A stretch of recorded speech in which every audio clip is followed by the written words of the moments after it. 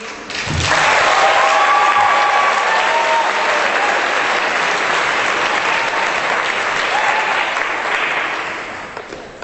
you so much, and good evening. We thought, me and Sue Stubbs will be joining me presently.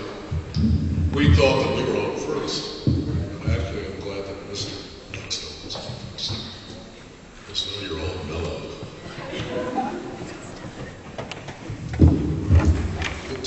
The title of this segment was How the Rainbow Works. Poetry and human survival. Poetry is thought of in our society as largely an embellishment, adornment, something that, as Charlie the Tuna says, expresses our good taste. It's actually the other way around. Poetry is, like the rest of the arts, one of the most important byproducts that any society can produce. As a young nation, we don't always get this. Certainly you get this in Oklahoma because this amazing program that you have here is stunning to me. That these young people, gifted people, are given an opportunity to flower and bloom, working under people who really love what they do and have the ability to transmit to them technique, information, but mainly that enthusiasm, that life force, which is what powers absolutely everything that's meaningful.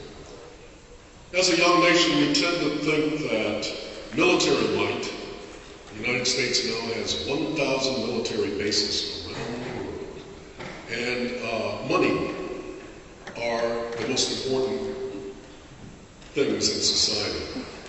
But actually, when the going gets rough, traditional nations break out their culture, break out their arts, break out their poetry, and their theater, their dance, and their music, and their paintings.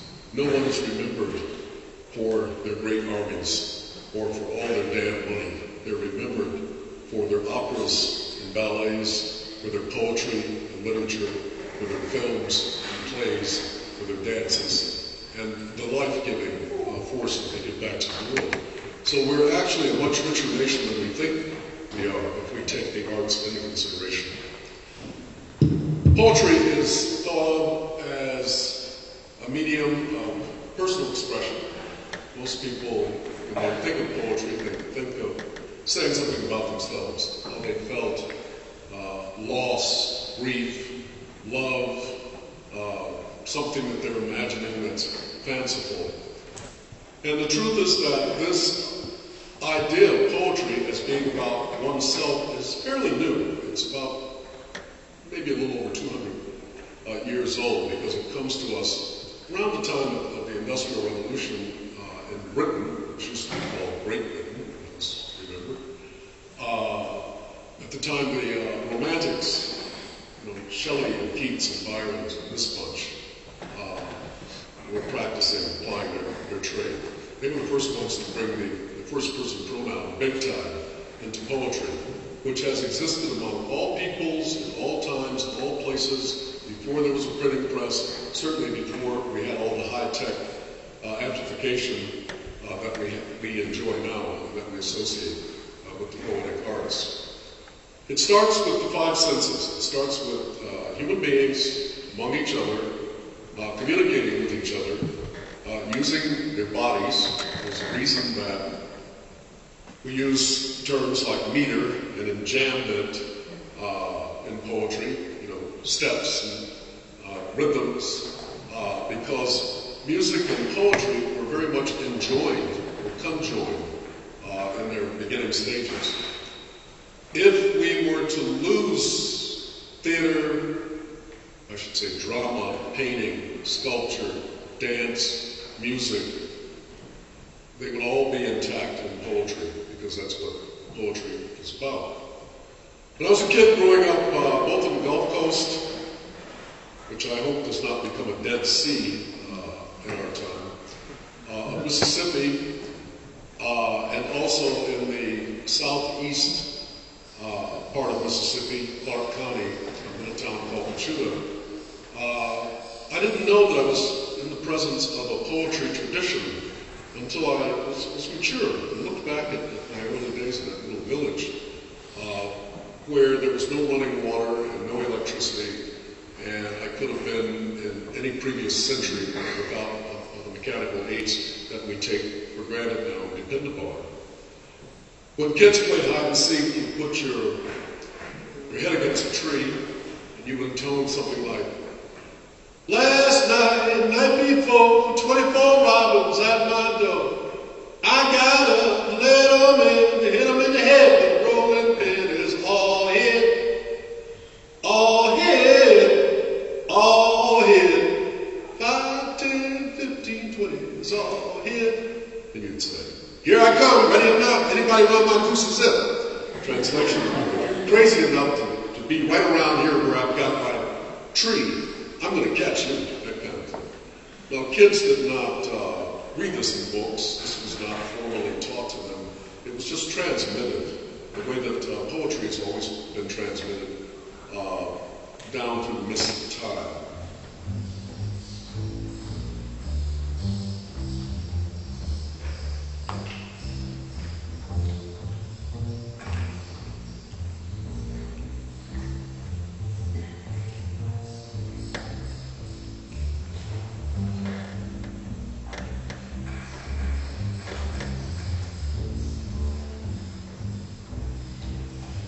I love my baby, but my baby don't love me. Said I love my baby, but she don't love me. That's the reason this song could be called "Things Ain't What They Used to Be." I cried last night and I cried the night before. Said I cried last night and I cried the night before. I'm gonna change my way of living so I won't have to cry no more. Oh, please, Sue Stubbs, don't play blues so bad. Please, Miss Stubbs, don't play the blues so sad. Because night before last, I lost the best woman I ever had. Snowy morning blues. New York, you know, has its New Yorks.